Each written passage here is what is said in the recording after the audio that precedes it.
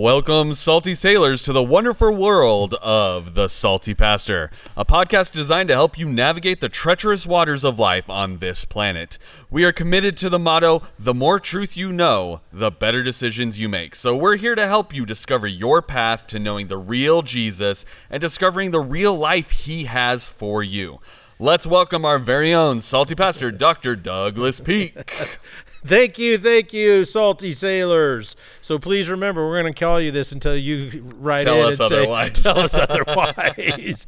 But on a serious note, one of the goals that I have for all of you listening to this podcast is help you grow in your faith. I want people to really be strengthened in their faith. And, faith is rational and it engages your mind completely. It is a part of your will, it's a part of your heart, your emotional center. It encompasses everything that makes you a sentient human being. And so my hope is that our conversation is substantial.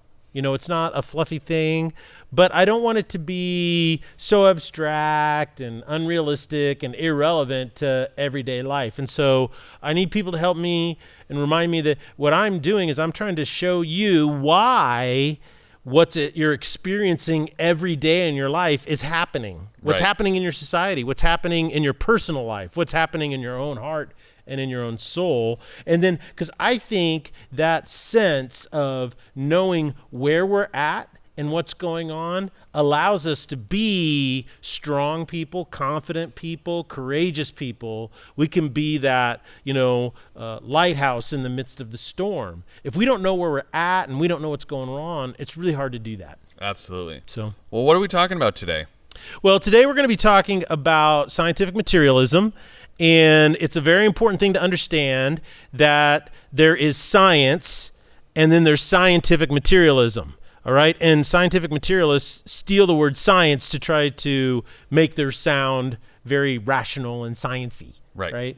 So, but they're worlds apart. One is a discipline. It is a process of discovery. The other is an ideology. So don't let the terms fool you. Now that we kind of understand the difference between science as a discipline of thought and scientific materialism as an ideology, how is scientific materialism used in the conflict theory situation? Yeah, it's definitely a mouthful, isn't it? That's why people don't say it a lot. Well, the ideology and not the science is used today by, all atheists are scientific materialists pretty much, except for those atheists. Everybody will laugh at this. There's some atheists who say, I'm an atheist, but I believe in God. And that's postmodernism at its finest right there. I want both. Yeah. The ideology is used by scientific materialists, by atheists, to control the debate. They want to deplatform scientists. They practice cancel culture like anyone, is better than most. They really do. With anybody who disagrees with their ideology. And they are so zealous in this, it seems almost to me has a familiarity with the Salem witch trials or the Spanish Inquisition.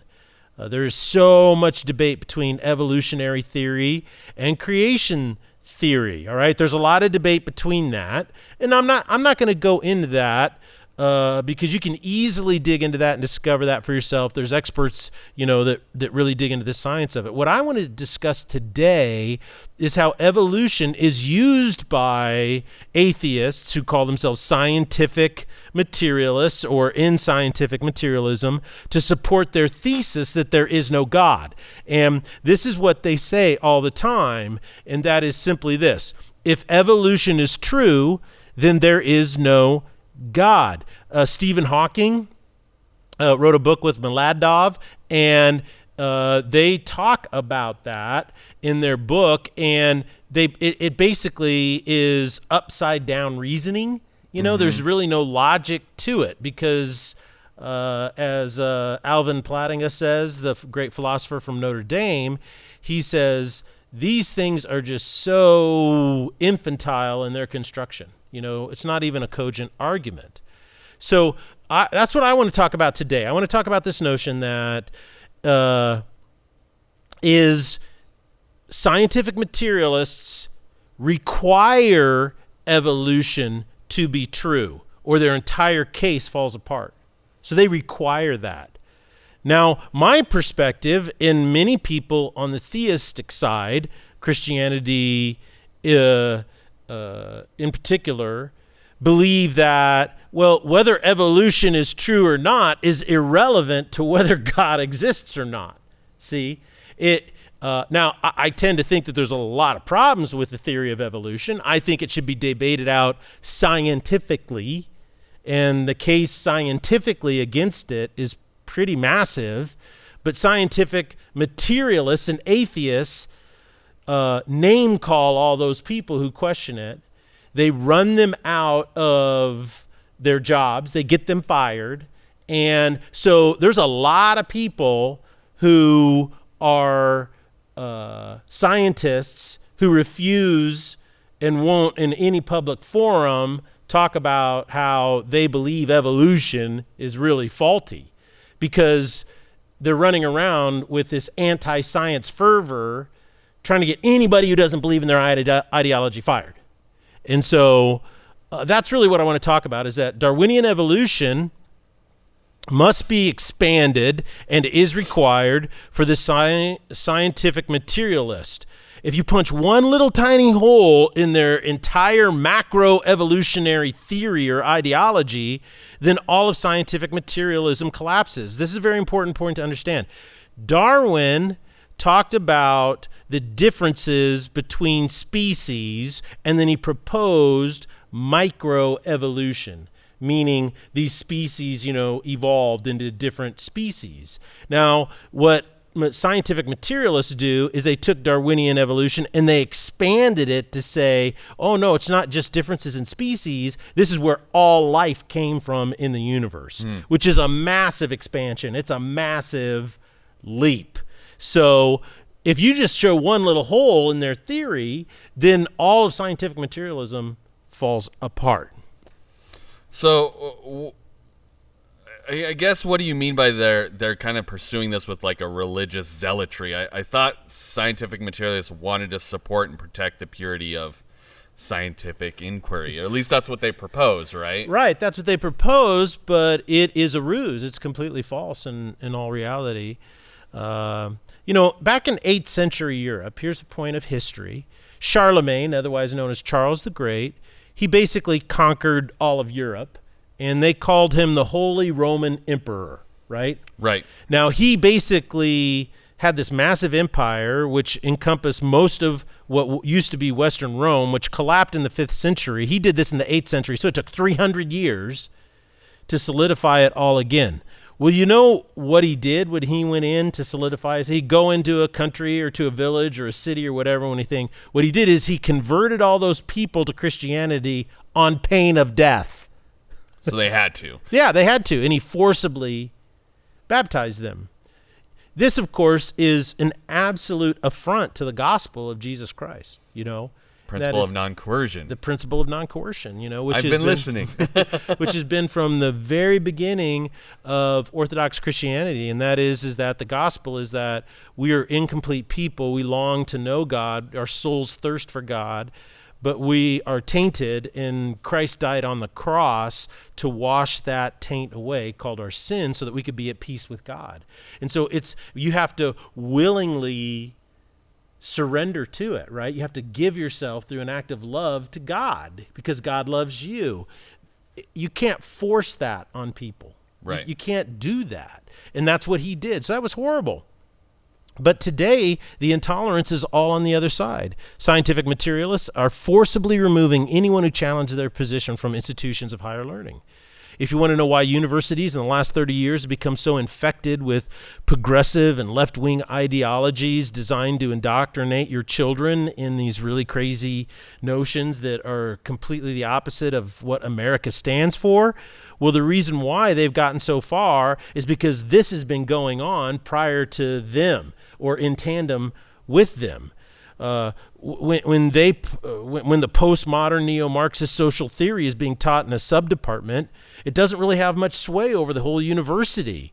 But when the science department starts practicing intolerance, abolishing academic freedom with a religious fervor, it gives the social theory study departments incredible power because they're working in tandem. They're partnering in this. So they're eradicating things over here and they're eradicating things over there. So it's not a good situation. Well, what's your evidence that this is the case? Well, I mean, you can just see it when you look for it. Sam Harris, when Dr. Francis Collins was appointed to the NIH, National Institutes of Health, he said he is unqualified for this position. And he's unqualified for this position because he believes there is a God. Dr. Richard von Sternberg, he has a PhD in biology and a PhD in systems science. He has 2. And he was editor of a prestigious scientific journal associated with the Smithsonian Institute of Natural Science. So he was an editor of a journal that published articles and research studies and so forth like that. So he allowed an article written by Dr. Stephen C. Meyer to be published.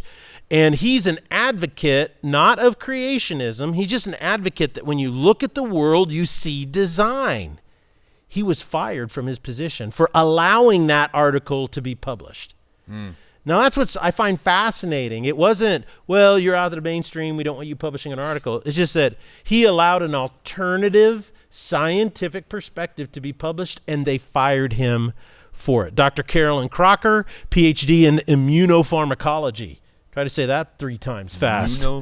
Yeah, she was a professor at George Mason University.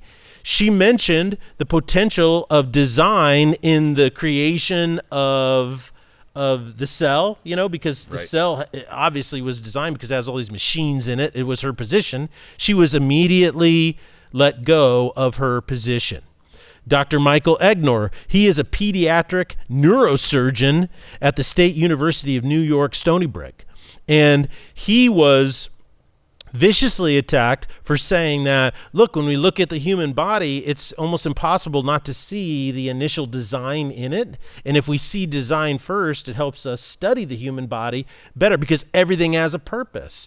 This is in my own life, My father was a pediatric endocrinologist, and he was a researcher. He wasn't in private practice. He worked with the clinical research centers, which were the kind of the early Mayo Clinic type things. Right. And his whole thing is he used to say, son, when I started out, everybody in the science community thought that the pituitary gland in the brain was like your appendix.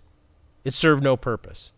He said, but now we have found that it is the most significant gland in the entire brain because it controls all the other glands that release hormones. Right. It's the brain of the hormone system.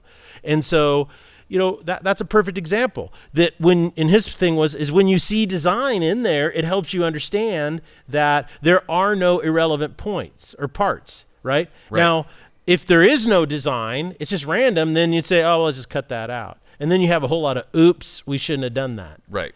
So in medicine, it's the best way to have the gold standard for treating people. I mean, we could keep going on. Professor Robert J. Marks, he was engineering prof at Baylor University. He has tenure, and he talked about intelligent design. And it was posted on a private website, and this is what all professors do. They set up their own websites, and then they market themselves to get grants, right? This is what I'm doing and stuff. And then when you apply for a grant, the research committee that gives the grant will go to your website and look at all of your stuff and see that it's all peer-reviewed. And the head of the department came in and said they actually took down his website and censored it because it has intelligent design on it. Dr. Guillermo Gonzalez has a PhD in astronomy, and he was a professor at Iowa State. And he mentioned the notion that the universe has design to it. Guess what? He lost his tenure track because of that. So this is real, and there are real people and that this is happening to, and it's going on. So that's my evidence that these guys are doing this, like the Salem witch trials. They're going around accusing anybody of being a witch that they can and burning them at the career stake. Right. And so the primary advocates of this are Dr. Daniel Dennett from Tufts University, Richard Dawkins, Sam Harris, Christopher Hitchens before he passed away, Rosenberg. There's a number of others. They call themselves the Brightists, or the Brights, which is an organization, but they're all atheists and they're all scientific materialists, and all they're doing is trying to force their ideology on everybody else. Well, I feel like we need to kind of expound and dig deeper on the scientific materialism. Can you do that? Yeah, well, we've talked about it a little bit before, and I just want to bring everybody up to speed here, just kind of make it in real world. And scientific materialism is the ideology that the material world is all that exists. So in this universe, you have the laws that govern the universe, physics, and that's all that exists. Nothing exists outside of that. Now, the difficulty with scientific materialism is that there is zero explanation of where the universe started, the first cause, because all the laws of physics started at the Big Bang. Time started at the Big Bang. Stephen Hawking and Vladimir tried to answer this question, but it's complete gobbledygook. It's just circular reasoning, Right. And everybody with half a brain in science knows that, but everybody's afraid to criticize Stephen Hawking because he has ALS. But that doesn't mean that his ideas are good. Now, there's other work that he's done, like Brief History of Time and some other things, where he's tried to do some work that is really highly respected. But in these areas, he's out of his league. He's not even in his wheelhouse. Right. And this is the problem with atheists. This is the problem with so many scientists. And I got a big dose of this growing up. Here's these are personal stories to me. And that is that a lot of scientists think because I'm super smart in this one area, that makes me super smart in everything. I'm so smart I can learn anything. Learn anything and outthink anybody. And so, like Vladimir in his book with Stephen Hawking, he basically says, well, all we need is science. Philosophy is dead. And so then they try to use philosophy to make their arguments, and their philosophy is infantile. And philosophers look at that and go, this wouldn't even pass Philosophy 101. You're so irrational. I have undergrad students that are making better arguments than you are. Oh my gosh, you guys are so nutty. And I think the reason why is because science focuses on the specific things, the mechanics of how things work. So in other words, you're a glorified mechanic is what you are. But I'm not trying to say that in an insulting way, but you do that. But that doesn't mean why cars are necessary, what makes a car look good or bad. It doesn't make you understand airflow so it can get better gas mileage. It doesn't make you do that. A perfect illustration about how this paradigm locks you into doing really dumb things, this halo effect they call it. When you think you're good at something, then you're good at something. We get this from celebrities all the time. Celebrities are like really good actors, and they have this really great emotional drama, and we give them an Oscar for it, and then they turn around and tell us who to vote for. Right.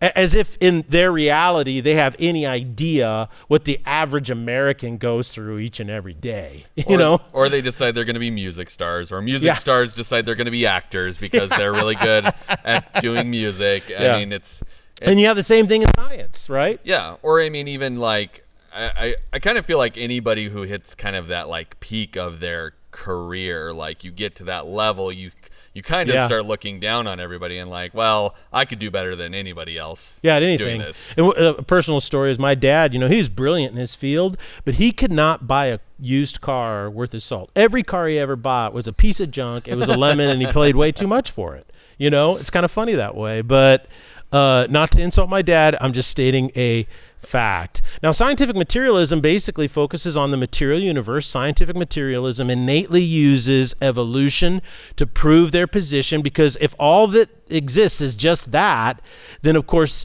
that means I'm a good philosopher and I'm a good understanding of what truth is in the metaphysical reality, and I can tell you what a human being is. And what they say, of course, a human being is nothing. Right. And here's how it took root. In the 20th century, after World War II, science and its capabilities took center stage in the American psyche. It became a part of our ethos. Everybody loved science. It was a predominant value. Because why? Science is what ended World War II with the atom bomb. It was science that developed antibiotics and started having the birth rate come up. It was science that allowed our military to defend America and become unstoppable. It was science that did so many things to improve the quality of life in America, from refrigerators to air conditioning to roads to carpet and liquid soap. It was science that has saved species from extinction.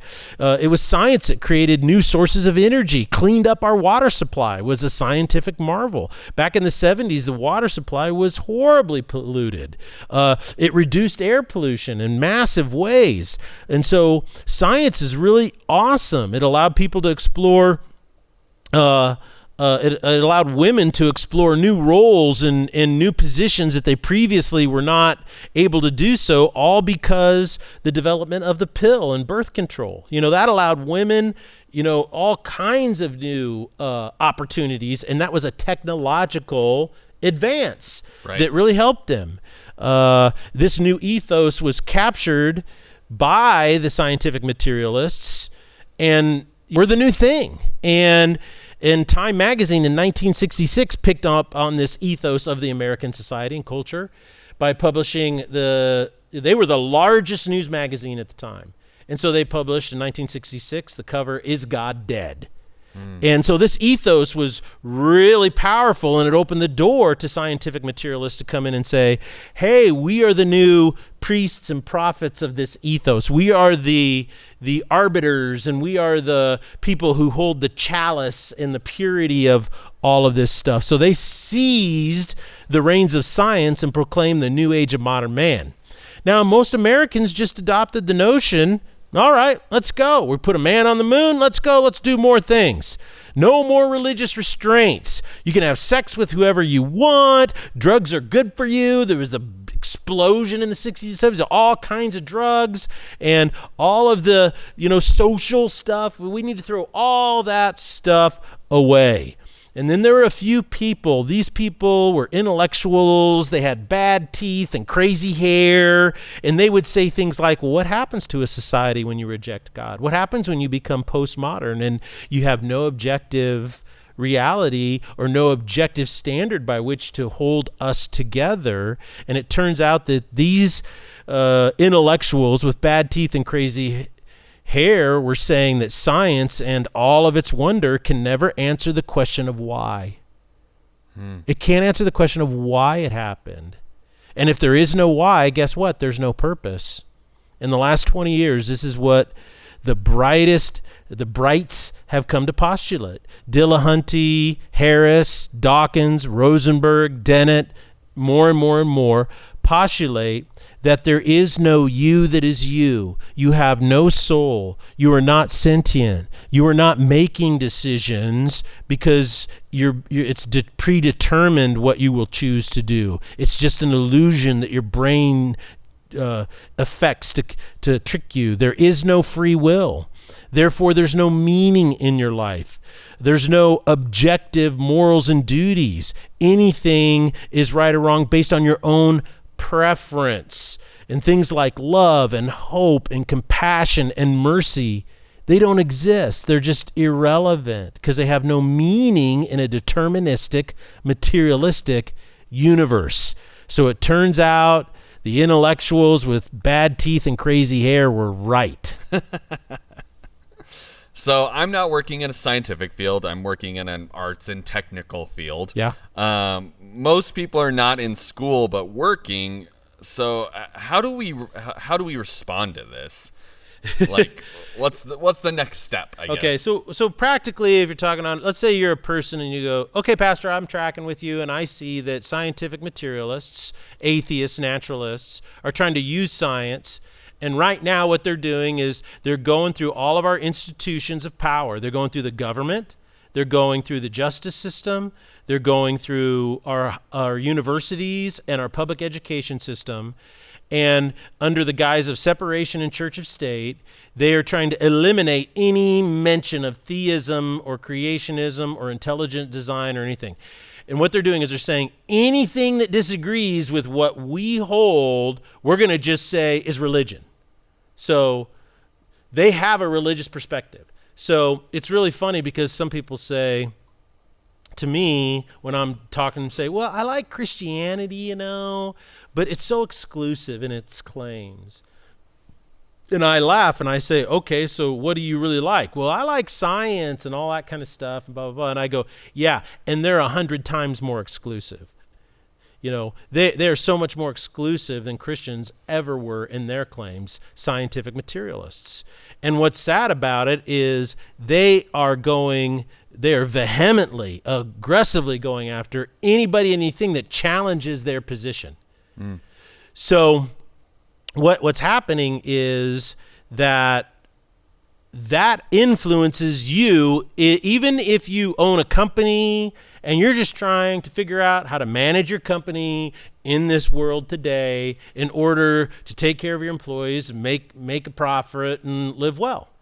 It influences you if you're married and how it influences it influences how you raise your children and what your children talk about, because these guys are trying to recruit your children into their ideology. And what you have to realize is that the winds of this age are blowing against you, not behind you. And we're not really going to be able to change the scientific community. Like, most of us are not going to be scientists. Right. We're not going to be there to fight back against these claims that they're making, or the censorship, or whatever these brights are doing to make changes. So, you know, an average person walking down the street, you know, wants to talk about evolution or use science as an argument. What do I tell them? Well, I think the thing that you tell them is I'm not going to debate the efficacy of evolution. You can just ask a simple question, and you can say, as a theist, evolution being right or wrong is not necessary for me to be a theist. There are a lot of Christians who believe that evolution was the mechanism God used to create the world, and there are a lot of Christians who believe that he didn't use evolution as the mechanism to create the world. So whether it's right or wrong is irrelevant to the rational position that God exists. And that we were designed. So it doesn't matter. So the real question is, why is it that it is necessary for the scientific materialists to have evolution to be true? Because if it's not true, then their entire thing falls apart. So then all you have to do is say, is there anything that evolution doesn't explain? So you don't have to try to debunk evolution. All you have to do is use their own tool against them called deconstructionism. I was going to say, you're turning it back on them, aren't yeah, you? You just have to point out one flaw, you know? And it's really interesting because when you read the scientists who talk about this stuff, and it's really amazing. They say things like, you know, the whole notion of evolution is as a scientific theory is ridiculous because it's so cloudy and murky, nothing's defined. They don't have any clarity on any of these types of things, and all they do is they run around, and if you question it, is beat you over the head and try to get you fired. Right. You know, so what these guys are doing is they are some of the original progenitors of cancel culture. And if you can do it in the science world, then it makes it really easy to do it anywhere else. Get people fired for what they think. And I read off some people earlier in the late 90s and early 2000s who lost their jobs simply because they entertained the idea that evolution doesn't answer all of the questions. Well, I find it interesting too that these scientific materialists, these atheists, these naturalists, their strongest argument is also their weakest link in their argument. Yeah, well, that's an excellent point. Which is, you know, evolution is absolutely true, but if you take a chunk out of that theory or say, hey, maybe it's not, then everything falls apart. Mm-hmm. And on top of that, it's interesting that they, you know, I was a state debate champion, so it's like I think about these things where it's like you got to bring legitimate arguments, and all they're doing is basically berating you into you either believe me or you don't, and you're dumb if you don't. Yeah. And it's like, it's not to say that there haven't been religious zealots on the other side that haven't done the same thing. Sure. But it's not a legitimate way to sway anybody on anything. They just happen to have a bigger platform these days because of what you talked about, which was we had a scientific revolution. We put a man on the moon. We created a thing that stopped World War II. They were raised to this position that the church and Christians used to occupy of being kind of the authorities, right? And so because of that revolution, they were raised to this position, and they've basically taken that power. And, we gave them an inch, and they've basically taken a mile with it, utilizing science, which is inherently unbiased, for their own uses and trying to beat people over the head of it. And they're not even doing it well, is the problem. Well, and that's insightful, because what they're doing is instead of advancing science, what they're doing is they are advancing religion, secularism. That's what they're doing. And, I mean, we see this all the time as science is manipulated.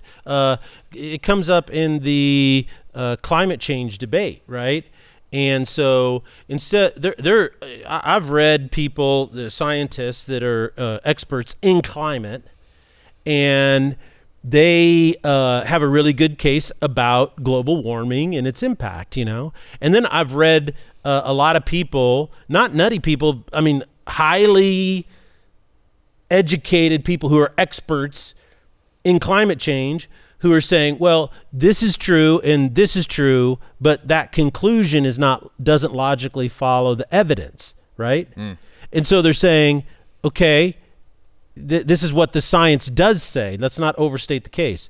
And those people then are attacked in the media as climate deniers. And when we allow that as a society, and this is why the media is so horrible at their job, is when we allow that to happen, what we do is we're not encouraging scientific inquiry, we are squelching it. If there's a problem with climate, then let's let the scientists study it, and find out what the science says. But the problem is that, and this is another sad thing, is that our government drives this. You see, our government spends so much money on research and science, and when they get in there and they try to drive the science in one direction that fits their political perspective, and then you have another side, and they want to drive it back the other way. And so all the scientists, there's so much money now in science, and people get fabulously wealthy when they write books and things like that. So all the incentive is for personal gain. And what bothers me about that, opinion rather than back and forth opinion, and let's fight against each other, and then people get upset and they'll donate and buy that person's book, or they'll donate back buy that person's book. And what my fear is, and why I'm doing this entire series, is that when science is allowed to be science, it's great.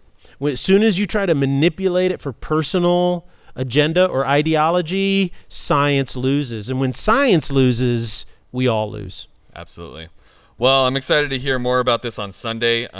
You're preaching this Sunday, right? Correct. So you're going to talk more about this, kind of round out the Salty Pastor experience.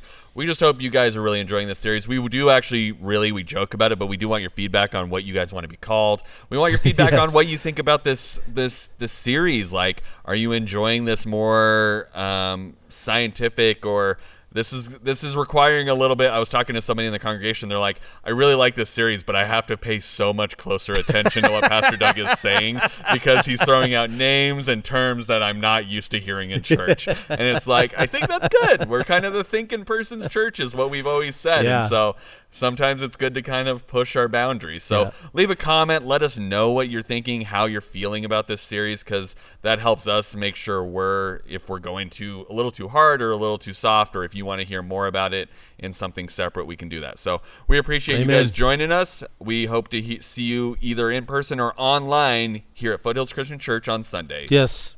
And be sure to